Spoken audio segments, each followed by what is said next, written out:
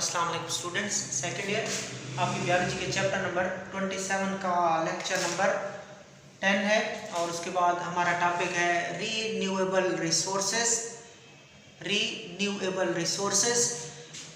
यानी कि रिसोर्सेज जो कि डिप्लीट नहीं होते, they can be used again and again. और आज हम लास्ट रीन्यूएबल रिसोर्स पढ़ेंगे और वो है ocean thermal gradient. Ocean thermal gradient आपका टॉपिक है।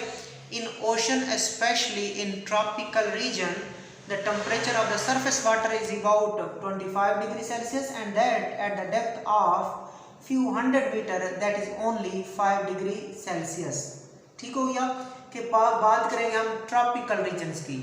ये समंदर है और किस इलाके में ये समंदर है? ट्रॉपिकल, मरतूब इलाकों में, गर्म मरतूब इलाकों में। ट्रॉपिकल रीजन में ये क्या है? ओशन है। और उसके बाद जो ऊपर का पानी होता है उसका जो टेम्परेचर होता है वो 25 डिग्री होता है। सरफेस, जो पानी की सरफेस है ऊपर वाली, अपर सरफेस, उसका टेम्परेचर कितना होता है? 25 डिग्री सेल्सियस होता है। 25 डिग्री सेल्सियस होता है। और उसके बाद चंद 100 मीटर नीचे कितना होता है? 5 डिग्री सेल्सियस होता है। ऊपर है 25, सेवरल 100 मीटर नीचे कितना है? 5 डिग्री सेल्सियस। सो इसको कहते हैं ओशन थर्मल ग्रेडियंट के समंदर में टेम्परेचर का फ़र्क, समंदर के पानी में टेम्परेचर का फ़र्क ऊपर सरफेस के ऊपर 25 है और नीचे कितना है? 5 है। सो 25 और 5 इसे कहते हैं ओशन थर्मल ग्रेडियंट, समंदर में पानी के टेम्परेचर का फ़र्क। In ocean, especially in tropical region, the temperature of the surface water is about 25 degrees Celsius, and that at the depth of the few hundred meter only 5 degree Celsius। ठीक हो गया। This develop an ocean thermal gradient।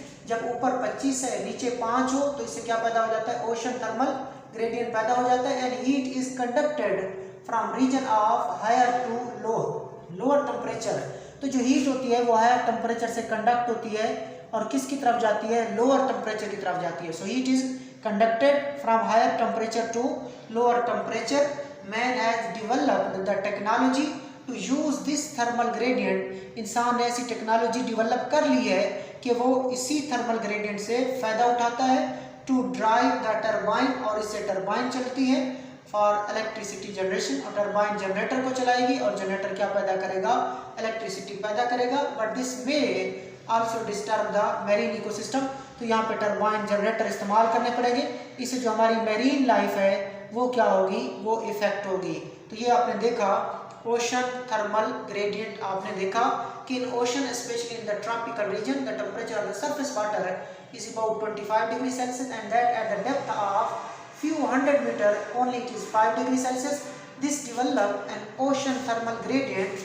इस ocean thermal gradient पैदा हो जाता है। Heat is conducted from region of higher temperature to region of lower temperature to use this thermal gradient to drive a turbine for electricity generation। Heat flow करेगी higher to low और उससे हम turbine चलाएंगे, turbine generator चलाएगी, generator से electricity पैदा होगी। Disadvantage क्या है कि इसे इक्वेटिक लाइफ जो होगी, मैरीन इकोसिस्टम जो होगा वो डिस्टर्ब हो जाएगा। आगे एक टॉपिक है एनर्जी कंजर्वेशन। हम किस तरह एनर्जी को कंजर्व कर सकते हैं, हम किस तरह एनर्जी को महफूज बना सकते हैं। The energy sources are limited. Energy के सोर्सेज हैं क्या होते हैं? लिमिटेड होते हैं। ऑन अर्थ, अर्थ के ऊपर एनर्जी के सोर्सेज लिमिटेड है।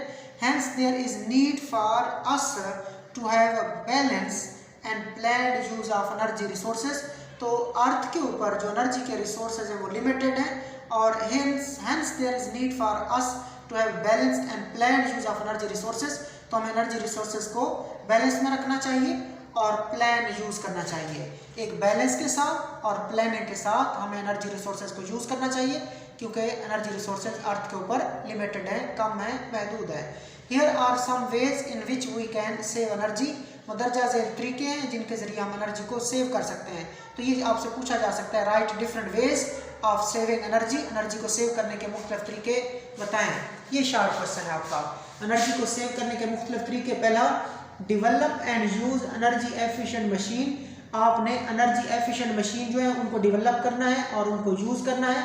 इसके अलावा इसी तरह इंजन भी आपने ऐसे पैदा करने हैं मैन्युफैक्चरिंग प्रोसेस, और मैन्युफैक्चरिंग प्रोसेस भी आपने ऐसे डेवलप करने हैं, यानी कि ऐसी मशीनें तैयार करें, ऐसे इंजन तैयार करें और ऐसे मैन्युफैक्चरिंग प्रोसेस तैयार करें जो कि क्या करें, वो डेवलप करने हैं आपने, और वो क्या होने चाहिए, एनर्जी एफिशिएंट हो।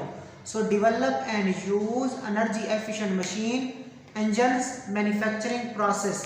तो ये चीज़ें आपने क्या करनी है, डेवलप भी करो और इनको यूज़ भी करना है। सो पहला पॉइंट क्लियर हुआ, develop and use energy efficient machine, engines and manufacturing process. दूसरा, reduce wastage by recycling, reduce wastage by recycling, के रिसाइकलिंग के जरिए वेस्ट को ख़त्म करो। आप रिसाइकलिंग करवा के बार बार इस्तेमाल करके आप वेस्ट को क्या कर दो, ख़त्म कर दो। This is reduction of the waste by recycling.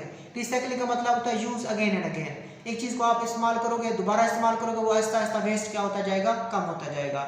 तीसरा, एनर्जी को सेव करने का तरीका क्या है, ड्राइव लेस, ड्राइविंग कम करनी है। Walk and use public transport more, walking ज़्यादा करनी है और ज़्यादातर अवामी गाड़ियाँ इस्तेमाल करनी है, इनके जो हमारे लिए बसेस वैगन वगैरह चलती हैं हमने उनका इस्तेमाल करना है, पर्सनल गाड़ियों का इस्तेमाल कम करना है। So drive less, walk and use public transport more.